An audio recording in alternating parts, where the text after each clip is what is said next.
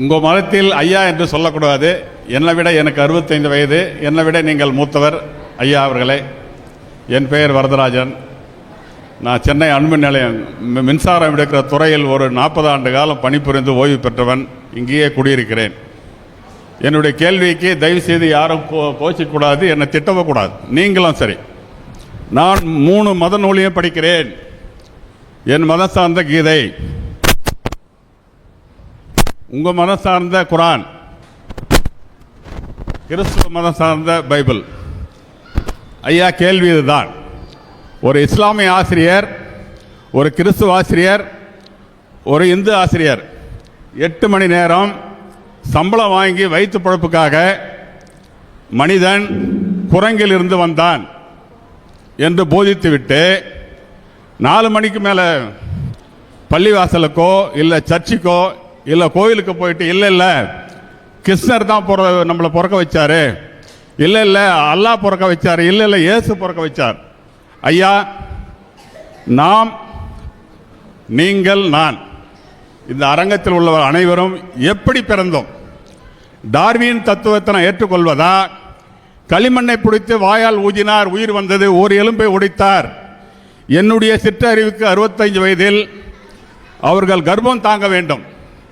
ஒரு குடம் தண்ணியை எடுத்து ஈஸியாக இடுப்பில் வச்சுக்கணும், அவங்க பாட்டு நடந்து போயின்னு இருப்பாங்க. ஒரு குழந்தையை தீக்கணும். நம்மளால் ஒரே ஒரு லிட்டர் தண்ணி வச்சுன்னு போக முடியாது. இறைவன் படைப்பிலேயே நமக்கு 23, அவங்களுக்கு 24 வச்சான்னு நான் நினைக்கிறேன். என்னுடைய கேள்வி இதுதான். டார்வின் தத்துவத்தை ஒத்துக்கொண்டு நான் வீட்டுக்கு செல்வதா, இல்லை நீங்க சொல்ல விளக்கத்தை எடுத்துக்கொண்டு வீட்டுக்கு செல்வதா? திருப்பி எனக்கு மைக்கு வேண்டும், உங்களுக்கு நன்றி சொல்ல வேண்டும். அதாவது கேள்விதான், டார்வின் என்ன சொல்றாருன்னு கேட்டா, மனிதன் குரங்கிலிருந்து பரிணாமம் அடைந்தான் அப்படின்றது சுருக்கமாக சொல்றது. அவர் அதை விவரித்து சொல்றாரு. எப்படி சொல்லணும்னு கேட்டால், முதல்ல உலகத்தில் ஒரு செல் பிராணி தண்ணீர்லேருந்து உருவானுச்சு. அது ஒரு பல லட்சம் காலத்துக்கு பிறகு அது அதிக செல்களை கொண்டதாக வந்துச்சு. அதுக்கப்புறம் அப்படி மீன் பறவைன்னு ஒன்றுனா ஒரு மாறி மாறி லட்சக்கணக்கான உயிரினங்களில் சில ஆயிரம் பறவையாக மாறினுச்சு. சில ஆயிரம் அப்படி வேறு மாதிரி மாறினுச்சுன்னு சொல்லி பள்ளி ஓனான் இப்படி கடைசியாக குரங்கா மனுஷ குரங்கா அந்த மனுஷ குரங்குக்கு அடுத்தபடியாக நம்ம மனுஷனாக வந்துட்டோம். இப்படி தான் மனித படைப்பு வந்திருக்கணும் என்று டார்வின் சொல்கிறார். இந்த டார்வின் சொல்கிற விஷயத்தில் அந்த காலத்தில் சொன்னார்ல, அது எதை வச்சு சொன்னார்? அறிவியல் ஆய்வை வைத்து சொன்னாராண்டா கிடையாது, ஊகத்தை வைத்தான் சொன்னார். என்ன ஊகத்தை சொல்கிறாருன்னு கேட்டால், சில உருவ ஒற்றுமை பார்க்கும்போதே குரங்குக்கு மனுஷனுக்கு இருக்குது. நம்மளை மாதிரி ஒரு சேட்டை பண்ணுறது, இந்த பிடிக்கிறது, அந்த மாதிரியான தன்மைகள் குரங்கிட்டதை காண்றாரு. அதே மாதிரி சில விலங்குகளுக்கு ஒன்றுக்கு ஒன்று நெருக்கமான ஒரு தொடர்பு இருக்கிற மாதிரி தெரியும். அதையெல்லாம் கழுதைக்கு குதிரைக்கு இருக்குல்ல, கழுதை குதிரை மாதிரி இதில் வந்திருக்குது அப்படிங்கிற மாதிரி தான் அவர் புரிந்து கொண்டாரே தவிர, அறிவியல் மூலமாக நிரூபிக்கப்பட்ட ஒரு விஞ்ஞானத்தின் அடிப்படையில் அவர் அந்த முடிவை சொல்லவே இல்லை. இப்போ என்ன பிரச்சனை என்று கேட்டால், இந்த டார்வின் தத்துவம் சரியானது முதல் அலசுவோம். டார்வின் என்ன சொல்றாரு? பல லட்சக்கணக்கான ஆண்டுகள் ஒரு உயிரினம் இருக்கும் பொழுது கொஞ்சம் கொஞ்சமாக அதில் ஏற்படுற மாற்றம் வேறு ஒன்றாக அதை மாற்றிவிடும் அப்படிங்கிறார். அப்ப அவருடைய தத்துவ பிரகாரம் குரங்குலேருந்து மனுஷன் வந்தாங்கல்ல, ஒரு மனுஷன் அவரை வச்சுக்கிறோம், முதல்ல ஒரு மனுஷன் குரங்கு வந்துட்டான். அந்த மாதிரியான மனிதன் குரங்கிலிருந்து இப்போதும் வந்து கொண்டே இருக்க வேண்டும். ஏன்? பல லட்சம் ஆண்டுகள் குரங்கு, அந்த குரங்கு 5 லட்சம் வருஷம் முடிச்சிருச்சு, இதுக்கு அடுத்த ஜெனரேஷன் மனுஷன் அப்படின்னு சொல்லி இன்றைக்கும் எந்த ஒரு குரங்காவது மனுஷனை மாறுனுச்சா? அன்னைக்கே மாறும்போது லட்சக்கணக்கான ஆண்டு, அதை விட தாண்டிடும். அன்னைக்கு அதுக்கு மேம்பட்ட லட்சக்கணக்கான ஆண்டுகளை அந்த குரங்குகள் கடந்திருக்கும் பொழுது நமக்கு தெரிந்து உலகத்தில் எந்த ஒரு இடத்திலேயாவது வரலாற்றில் இது குரங்காக இருந்து மனிதனாக மாறியதுன்னு வந்திருக்கா? பரிணாமம் முடியக்கூடாது. பரிணாமம் என்றாலே வந்துட்டு போயிட்டு இருக்கணும். அதை முடிச்சு வச்சவன் யார்? அப்ப ஏன் முடிஞ்சிச்சு? அப்ப பரிணாமம் உண்மையாக இருந்தால் இன்றைக்கும் அது வந்து கொண்டே இருக்கணும். இதுக்கு டார்வினிஸ்ட்கிட்ட கேட்டால் பதிலே கிடையாது, ஒழுங்கான பதில் இல்லை. அடுத்து என்னன்னு கேட்டால், சரி வந்துருச்சுல, மனுஷனை மாறிட்டோம், மனுஷனை மாறிட்டோம்ல, நம்ம ஏன் வேற ஒன்று மாறல? எத்தனை லட்சம் ஆண்டுகளை கடந்து மனிதனாக இருக்கிறோமே, மனிதனுக்கு மேம்பட்ட இன்னொன்றாக மாறணுமா இல்லையா? நம்ம மனித வரலாற்றை படித்ததுலேருந்து மனுஷனாக தான் இருந்துகிட்டு இருக்கேமே தவிர குரங்கு மனிதனாக மாற முடியுமே, ஆனால் மனிதன் ஏன் வேற ஒன்றாக இன்னும் மாறவில்லை? எத்தனை லட்சம் வருஷம் அப்படித்தான் நம்ம இருந்துட்டு இருக்கிறோம். பல லட்சம் ஆண்டுகளுடைய எலும்புகளை கண்டுபிடிக்கிறான், மனுஷ எலும்புகளை. அதுவும் இது ஒரே சைஸ் கொஞ்சம் வித்தியாசம் இருக்கு. சேம் அப்படித்தானே இருக்கிறோம், எந்த மாற்றமும் காணாம. அப்ப லட்சம் வருஷங்களை கடந்த பிறகு மனிதன் மனிதனாகவே இருக்கிறானே தவிர வேற ஒன்றாக மாறவில்லை அப்படின்னு பார்த்தா இந்த தத்துவம் ஏற்கத்தக்கதாக இல்லை. அவர் என்ன காரணம் சொல்றாருன்னு கேட்டா ஒன்று ரெண்டு சொல்லுவார், கேட்க நல்லா இருக்கும். இந்த ஒட்டை சிவிங்கி இருக்குல்ல, ஒட்டை சிவிங்கி கழுத்து பெருசா இருக்கும். ஏன்டா பெருசா போச்சுன்னு ஒரு காரணம் சொல்லுவார். என்ன சொல்லுவாரு? அது உயரமான இடத்தில், அது குதிரை மாதிரி இருந்துச்சான், உயரமான இடத்தில் அதுக்கு அதனுடைய உணவுகள் இருந்தது. அப்படி எட்டி எட்டி முயற்சி பண்ணுச்சான் அதை அடைவதற்காக வேண்டி. அப்படி முயற்சி பண்ணும் பொழுது அதனுடைய சந்ததிக்கு ஒரு மயிர் அளவுக்கு கழுத்து நீண்டது. அது முயற்சி பண்ணதுனால அதனுடைய சந்ததிக்கு 2 மயிர் அளவுக்கு கழுத்து நீண்டது. இப்படியே லட்சோ வருஷங்கள் ஆன பிறகு இவ்வளவு பெருசா வந்துருச்சுங்க. அதை மேல உள்ளதை அடைவதற்கு முயற்சி பண்ணும் பொழுது அதனுடைய தாக்கம் அதனுடைய சந்ததிகளுக்கு வந்து விட்டது. இதுதான் அதனுடைய தத்துவம். அப்பனா இப்ப எல்லாத்தையும் சொல்லணும், இதுக்கு சொல்லிட்டீங்க. இப்ப கங்காருக்கு வயிற்றுல பையன் வந்துச்சு, எதுக்கு முக்கிய அது பை உண்டானுச்சு? கங்காரு இருக்குல்ல, கங்காருன்னு ஒரு பிராணி இருக்குல்லங்க, அது குட்டியை போட்டோன்னு பைக்குள்ள வச்சுக்கணும். வயிற்றுக்குள்ள ஒரு பை இருக்கு, வெளியில் தெரியும் தலைவன் நீண்டிட்டு இருக்கும். அந்த பைய உண்டானதுக்கு தத்துவத்தை உங்களால் சொல்ல முடியுமா? யானைய மூக்கு நீண்டு வந்துச்சு, எதை முகர்வதற்கு மூக்கு நீட்ட வேண்டி இருக்குமா? தொடுவதற்கு தான் நீட்ட வேண்டி இருக்கும். முகர்ந்து பார்க்கறதுக்கு அதுவாக வந்துடும்.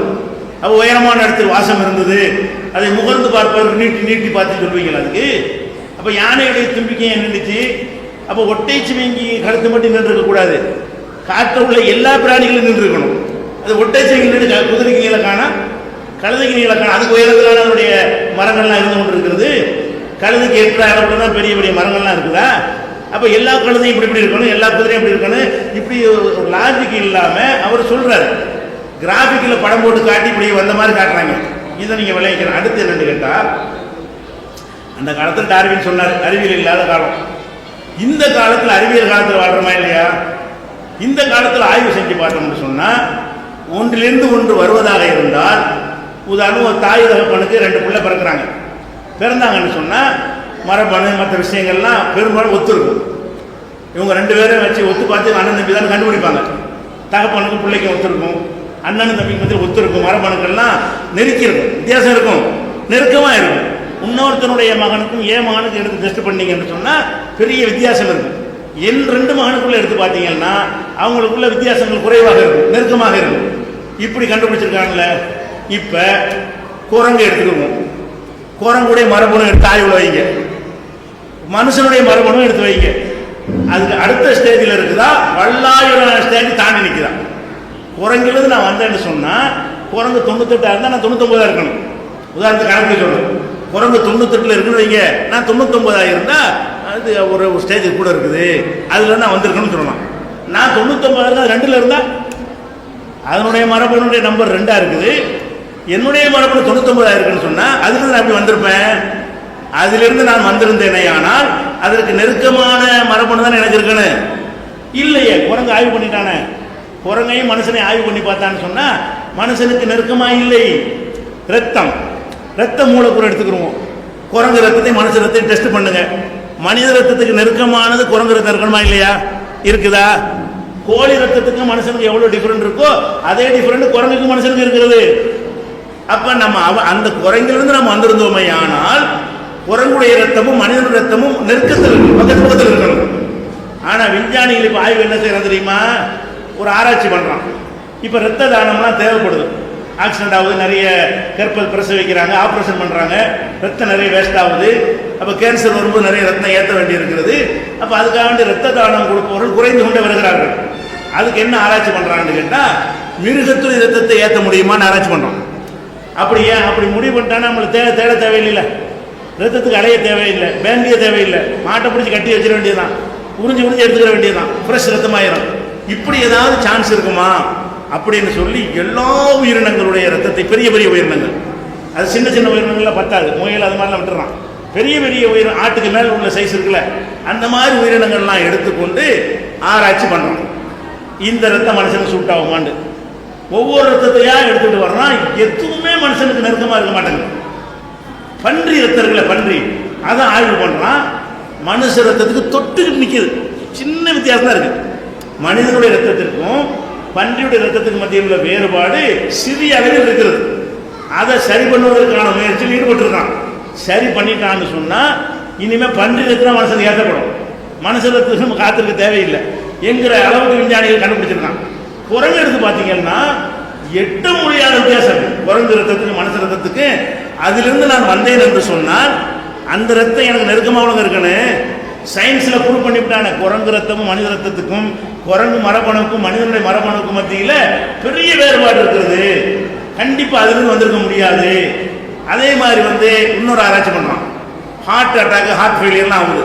இது கண்தாளத்தை பற்றி ஐயா கேட்டால் ஒரு கண்ணு ஒரு ஆள் வச்சுக்கலாம். ஹார்ட்டை வைக்க முடியுமா? கண்ணால் செத்த பிறகு கொஞ்சம் நேரம் உயிரோடு இருக்கும், எடுத்து கொண்டு வச்சுக்கலாம். ஹார்ட்டுங்கிற செத்தவங்க அது செத்தவங்க மற்றெல்லாம் சாவுது. அதை எடுத்து யூஸ் பண்ண இயலாது. அப்போ ஒருத்தர் ஹார்ட் ஃபெயிலியர் ஆனது வேற ஒரு ஹார்ட்டை வச்சோண்டு வைங்க, அது எவ்வளோ பெரிய முன்னேற்றமாக இருக்கும் அப்படின்னு சொல்லி மிருகத்தினுடைய இதயத்தை எடுத்து மனுஷன் வைக்க முடியுமா ஆராய்ச்சி பண்ணுறான். அப்படி பண்ணினால் எவ்வளோ பெரிய ஹார்ட் அட்டாக் ஆப்ரேஷன் எல்லாரும் விட்டு போயிடும். பைபாஸ்லாம் நம்ம தேவை கிடையாது. தூக்கி எரிஞ்சு வேற எதை வச்சிட வேண்டியதான். இந்த இதயத்துக்கு எரிய வேண்டியது வேற இதயத்துக்கு உள்ள வச்சிட வேண்டியது. அந்த மாதிரி பேஸ் மேக்கர் கருவி வைக்கிறான்ல, கருவிலாம் தேவைப்படாது. நம்ம இதயத்தையே வச்சுக்கொள்ளலாம்.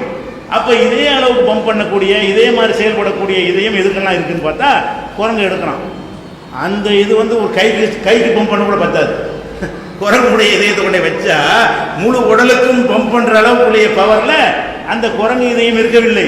அப்போ அதில் நான் அப்படி வந்திருப்பேன். மறுபடியும் ஆராய்ச்சி பண்ணால் பன்றி எப்படி இருக்குங்கிறான். பன்றி ஆராய்ச்சி பண்ணுகிறான். மனித ரத்தத்தினுடைய துடிப்பு, பம்பிங்கி, வேகம், அது அந்த தன்மை எல்லாமே சின்ன வித்தியாசத்தில் குறைவாக இருக்கு பன்றிக்கு. அப்படின்னா பன்றிலேருந்து வந்தானோட சொல்லு. குரங்குலேருந்து சொல்லுவதை விட விஞ்ஞானப்படி பார்த்தீங்கன்னா பன்றிக்கு தான் மனுஷன் நெருக்கமாக இருக்கானே தவிர குரங்குக்கு நெருக்கமாகவே இல்லை. அது ஒன்று இப்போ கண்டுபிடிச்சுக்கிட்டான். அப்போ இதெல்லாம் நம்ம எதை காட்டுகிறது? இது மனிதன் குரங்கிலிருந்து வரவே இல்லை என்பதற்கு பெரிய சான்றாக இருக்குது. அறிவியல் பூர்வமாக நிரூபிக்கப்பட்ட ஒரு உண்மை. இன்னும் சொல்ல போனால் இப்போ மரபணு, ஜீனோம்னு மரபணுவை கண்டுபிடிச்சிட்டாங்க. எப்படி மனிதனுடைய மரபணுக்கள் எழுதப்பட்டிருக்குங்கிற வரைக்கும் எடுத்துக்கிட்டான். அப்போ இந்த மரபணு ஆராய்ச்சியில் இறங்கி இப்போ விஞ்ஞானிகள் கண்டுபிடிச்சு விடுற செய்தி என்னவென்று சொன்னால், உலகத்தில் உள்ள அத்தனை மனிதர்களும், அவன் தமிழ, அரபியன், இந்தியன், எந்த நாடு மொழி எல்லாரும் எடுத்துக்கங்க, அத்தனை பேருமே ஆப்பிரிக்காவில் உள்ள ஒரு தாய்க்கு பிறந்தவர்கள் தான். மரபணு ஆராய்ச்சி இது இந்தியாவுடைய பத்திரிகையில் ஜீனோம் போட்டு தலைப்புல தனி சிறப்புதலே வெளியிட்டு இருந்தாங்க. அதில் முழு விவரங்கள் ஆதாரத்தோடு நினைச்சிருந்தாங்க, வெளியிட்டு இருக்கிறாங்க. அந்த மரபணு ஆராய்ச்சியில் கண்டுபிடிச்ச விஷயம் என்னவென்று சொன்னால், ஒரு ஆப்பிரிக்க தாயிலிருந்து தான் அத்தனை பேரும் பிறந்தார்கள். டார்வின் தத்துவப்படி ஒரு குரங்கிலிருந்து அத்தனை பேரும் பிறக்கல. ஒரு கட்டத்தில் லட்சம் குரங்கு மனுஷனை மாறி போச்சு, அதுலேருந்து பிறந்தவங்க அப்படி சொல்றாங்க. ஆனால் இந்த விஞ்ஞானம் என்ன சொல்றதுன்னு கேட்டால், ஜீனோம் என்ற மரபணு கண்டுபிடிக்கப்பட்ட பிறகு அனைவருடைய தாயும் ஒன்று. நீங்க முஸ்லீமா இருந்தால் அந்த அம்மா தான், இந்துவா இருந்தால் அந்த அம்மா தான், கிறிஸ்தவனா இருந்தால் அந்த அம்மா தான். அப்பன்னு ஒன்று வந்துடுறதில்ல, அம்மாவை தான் கண்டுபிடிச்சிருக்கிறாங்க. அப்போ ஒரு தாய்க்கு பிறந்தவர்கள் இஸ்லாமா தான் சொல்லுது, உங்களை எல்லாம் ஒரு ஜோடியை தான் நாம் படைத்தோம், அந்த ஒரு ஜோடியில் தான் நீங்கள் பல்கி பெறுகிறீர்கள் என்று குர்ஆன்ல வசனமே இருக்குது. அதை நிரூபிக்கிற விதமாக இன்றைக்கு விஞ்ஞானிகள் சொல்லுகிறான், இது ஒரு தாய்க்கு தான் அத்தனை தான் பிறந்திருக்கீங்க. அப்போ இதெல்லாம் எதை காட்டுது? டார்வின் அந்த காலத்தில் இருக்க ஊகத்தை கொண்டு சொல்லி போயிட்டான். அறிவியல் காலத்தில் நிற்காது. இந்த ரத்தம், மரபணு இதெல்லாம் கண்டுபிடிக்காத காலத்தில் தூக்கி போத்திக்கிட்டு இருப்பாங்க. இந்த காலத்தில் நிற்குமான்னு கேட்டால் அது நிற்கவே நிற்காது. அது ஏற்கனவே எடுத்துக்கொள்ள முடியாத ஒரு விஷயம். இதை விளைக்கணும். அடுத்து என்னன்னு கேட்டால், இது எதுக்காக தூக்கி பிடிச்சாங்க தெரியுமா? நாத்திகர்களுடைய ஆதிக்கம் ஒரு இடத்துல கூடுதலாக இருந்துச்சு.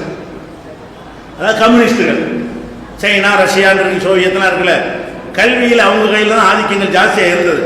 இந்த மாதிரி அறிவியல் பாட புத்தகங்கள் அவங்க வழியாகத்தான் நிறைய வெளியிடப்பட்டது. அதுக்காக அந்த அரசாங்கம் கோடிக்கணக்கான ரூபாய்கள், ஏன்னா கடவுள் மறுப்புக்கு உதவுங்கிறதுக்காக வேண்டி. எதுக்காக வேண்டி? கடவுள் படைச்சான்னு சொல்லக்கூடாதுன்னு சொன்னால் குரங்குலேருந்து வந்தான்னு சொல்லி விட்டு போயிடுவோம். அப்படிங்கிற கடவுளை மறுப்பதற்கு உதவும் என்பதற்காக வேண்டிய இந்த தத்துவத்தை கம்யூனிஸ்ட் ஆட்சி இருந்த சைனாவும் ரஷ்யாவும், சோவியத் யூனியன் பல நாடுகள் சேர்ந்து இப்போ ரஷ்யாவை உடைஞ்சிருச்சு. அப்போ சோவியத் யூனியனும் சேர்ந்து புத்தகங்களை வெளியிட்டு அந்த கருத்துக்களை மக்கள்கிட்ட கொண்டு போன காரணத்தினால் இந்த டார்வினிசம் பரவியதை தவிர, இரும்பு திரை போட்டு ஆட்சி செஞ்சு உலகத்தில் அதிக மக்கள் சைனாவில் தான் இருக்கிறாங்க. அவ்வளோ பெரிய மக்கள் 200 கோடி மக்கள் அங்கே இருக்கலாம். அவ்வளோ பேர் அந்த கருத்தில் கொண்டு வந்துட்டாங்கன்னா சட்டம் போட்டு சோவியத் யூனியனில் அதில் பாதி பேர் இருக்கிறான். அவ்வளோ ஒரு உலகத்தினுடைய பாதி ஜனத்தொகைக்கு அந்த கருத்தை வந்து பவரை வச்சு கொண்டு போய் சேர்த்துட்டாங்க. அதனால அதனுடைய தொடர்ச்சி அதனுடைய தாக்கம் இந்தியாவில் கம்யூனிஸ்டில் இருக்கிறாங்க. இங்கே உலகம் பூரா அந்த கம்யூனிஸ்ட் தானே பரவுகிறது. அவங்களோட சேர்ந்து டார்வின் சேர்ந்து செஞ்சாரு. அவங்க முதல்ல சவாரி செஞ்சு வந்த காரணத்தினால் அது ஒரு பெரிய அறிவியல் மாதிரி மக்கள்கிட்ட வந்து சேர்ந்துருச்சே தவிர உண்மையில் சிந்திச்சு பார்த்தா அதுவும் நிற்காது. இது டார்வினை குரங்குலேருந்து வந்தாங்க ஒத்து கொண்டாலும் இவங்களால கடவுளை மறக்க முடியாது. ஏன் முடியாதுன்னு கேட்டால் ஒரு செல் வந்து சிங்கிரில் ஆரம்பத்தில் அந்த ஒரு செல் யார் படைச்சா? மனுஷனை படைச்சான்னு சொன்னால் அவங்க உறுத்துதுங்கிறீங்களே. சரி, மனுஷனை படைக்கலை. முதல்ல தண்ணீரில் ஒரு செல் உருவானது, ஒரு செல் உயிரினம் உருவானதுங்கிறீங்க. அந்த ஒரு செல் ஒன்று எப்படி உருவாகும்? தண்ணியில் உண்மை இல்லையே. ஒரு செல் உயிரினம் உருவானதுன்னு சொன்னாலே ஒரு படைப்பாளி இருக்கிறானுங்க, படைப்பாளி படைத்திருக்கிறான் அப்படின்னு வருமா இல்லையா? அதை கூட சிந்திக்காம சொல்லுகிறார்கள். அடுத்து நம்ம என்ன பார்க்கணும்னு கேட்டால், இப்போ கடவுள் படைச்சார், கடவுள் இருந்தார்னு சொன்னா தான் கடவுள் படைச்ச மேட்ரு வரும். கடவுள் இருக்கிறாராங்கிற நீங்கள் முடிவு பண்ணிட்டீங்கன்னு சொன்னால் கடவுள் படைத்தார் என்பது ஈஸியாக நிரூபணமாகிடும். கடவுள் இருக்காரா இல்லையா? இப்போ விஞ்ஞானிகள் ஆய்வு பண்ணுறோம். அந்த காலத்தில் ஒவ்வொரு தத்துவத்தை சொல்லிட்டு இருந்தான். இந்த உலகம் எப்படி உருவானது என்பதற்கு இப்போது ஏற்றுக்கொள்ளப்பட்ட கொள்கை என்னன்னு கேட்டால் பெருவெடிப்பு கொள்கை. இப்போது உலகம் பூரா ஏற்றுக்கொள்ளப்பட்ட கொள்கை எது? பெருவெடிப்பு கொள்கையினால. பெருவெடிப்பு என்ன? திடீர்னு ஒரு நாள் ஒரு அணு வெடித்தது. வெடித்த உடனே அப்படி விரிவடைந்து கொண்டே போனது. தூள் தூளாக செதறித்தான் அது பூமி சூரிய எல்லாம் உண்டானதுங்கிறாங்க. இப்போ இந்த பூமி உண்டானது எப்போமா? கடுகை விட லட்சத்தில் ஒரு பங்கு இருக்குமே அணு. அந்த அணு வெடிச்சதான் அது உள்ளதான் அந்த பூமி இருந்துச்சான், அது உள்ளதான் அந்த சூரியனும் இருந்துச்சான், அது உள்ளதான் சந்திரனும் இருந்துச்சான், அது உள்ளதான் நவகிரகங்களும் இருந்துச்சான். இந்த கேலக்சிக்கு வெளியே உள்ள கேலக்சியும் அதுதான் இருந்துச்சான். கோடான நட்சத்திரங்கள்லாம், அந்த ஒவ்வொரு நட்சத்திரமும் நம்ம சூரியனோட பெருசு. அப்படியான நட்சத்திரங்கள்லாம் அதுக்குள்ளதான் இருந்துச்சான். இது வெட்டிச்ச உடனே கிளம்பு சக்தி வெளிப்பட்டு அதுலேருந்து தூசுமயமாகி புழுதிமயமாகி அங்கங்கே ஒன்று ஒன்றா உருண்டு இதெல்லாம் உண்டானுச்சிக்கிறான். இதை சொல்லிவிட்டு இந்த விஞ்ஞானி சொல்கிறான், இப்படித்தான் உண்டானது. அணு வெடிக்கும் பொழுது பெரிய ஆற்றல் வெளிப்படுது. ஆனால் அது எப்படிங்கிறது சொல்ல முடியாது. இதெல்லாம் இப்படி அதில் இருந்துச்சுங்கிற பதில் இல்லை தான். அதான் இந்த இவ்வளோ அதுக்குள்ளே எழுச்சி நடத்தும் தானே. இந்த அணுவுக்குள்ள நீங்கள் ஒரு கடுகை எடுத்துக்கிட்டு இந்த கடுகுக்குள்ள தான் இந்த மண்டபம் இருந்துச்சுன்னு ஒத்துக்கிறீங்களா? இந்த மண்டபத்தை காட்டி இந்த மண்டபம் அந்த கடுகு லூசுன்றீங்க. அவன் அதை விட பெரிய விஷயத்தை சொல்றான். இந்த கடுகுக்குள்ள மண்டபம் இருக்குங்கிற லூசுன்றீங்கல்ல. விஞ்ஞானி என்ன சொல்றான்னு கேட்டா, ஒரு அணுவுக்குள்ள அம்புட்டு இருந்துச்சுங்கிறான். இந்த பூமியே இருந்துச்சு, சூரியன் இருந்துச்சு, செவ்வாய் சுக்கிரன் வியாழன் புதன் எல்லாமே அதுக்குள்ள இருந்ததுங்கிறான். இந்த அண்ட சராசரம் அதுக்குள்ள இருந்தது. ஒரு வெடிச்சவன் அப்படி உண்டாயிருச்சுங்கிறான். அப்போதான் என்ன சொல்றாங்கன்னு கேட்டா விஞ்ஞானிகள்னா, கடவுளை ஏற்றுக்கிற கூடாதுக்காக வேண்டி இதுக்குரிய ஆன்சர் தெரியவில்லை. ஏன்டா தெரியல? ஒரு சூப்பர் பவர் இருந்து ஆட்டி வைக்கிறான்னு சொல்லி தெரிஞ்சு போச்சு விஷயம். ஏன் தெரியல? இல்லாததுல ஒன்று உண்டான என்ன அர்த்தம்? இதுல உள்ள அளவு இந்த மைக்கு உடைந்து இதுல இருந்து ஒரு யானை வந்ததுன்னா அப்ப ஒண்ணு ஏதோ வேற சூப்பர் பவர் இருக்கணும்ல. இதுல இருக்காதுல்ல, இது உள்ள யானை இருக்காது. இது உடஞ்சி இதுல யானை வெளிப்பட்டா எவனோ ஒரு சூப்பர் பவர் ஆர்டர் பண்றான்னு அர்த்தம். அது அப்படிதான் நடந்திருக்கிறது. அதை விட பெரும்பாலும் நடந்திருக்கிறது. அப்படிங்கும் பொழுது இந்த பிரபஞ்சம் ஒரு நாள் உருவாக்கப்பட்டது என்று சொன்னால் அவனுக்கு களிமண்ணில் படைக்கிற பெரிய விஷயமா எதில் வேணாலும் படைப்பார். அவரு கடவுள் ஒருத்தர் இருக்காருங்கிற ப்ரூஃப் ஆயிடுச்சுன்னு சொன்னால் இன்னும் கடவுள் இருக்காருன்னு நிறைய ப்ரூஃப்கள்லாம் இருக்கிறது. இப்போ கடவுளை இல்லைன்னு சொல்லக்கூடிய நாத்திக நண்பர்களோடு நாங்கள் விவாதமாக பண்ணியிருக்கோம். நேரடியாக வீடியோ சீட் வேணால் வாங்கிக்கிறேன் தர சொல்கிறேன். அப்போ கடவுள் இருக்கிறாரா இல்லையாங்கிற தலைப்பில் நாங்கள் விவாதம் பண்ணி விஞ்ஞானபூர்வமாகவே நல்ல படம் போட்டு கிராஃபிக் போட்டு கடவுள் இருக்கிறார் என்பதை அறிவியல் கண்டுபிடிப்பு இந்த முறையில் அவ்வளோ சொல்ல முடியாது. அவ்வளோ ஆதாரங்களை எடுத்து வைத்து கடவுள் இருக்கிறார்னு நிரூபித்திருக்கிறோம். அது செய்தி பார்த்தா உங்களுக்கு தெரிஞ்சிடும். இப்போ கடவுள் இருக்கிறார், கடவுள் இல்லாட்டி உலகம் இல்லை அப்படின்னு வரும் பொழுது அப்போ கடவுள் படைத்தார் என்று நம்புவது சரியா, அல்லது டார்வின் சொல்வது கற்பனையாக குரங்குலேருந்து மனுஷன் வந்து சொல்வது சரியா? இதான் நினைக்க வேண்டிய விஷயம்.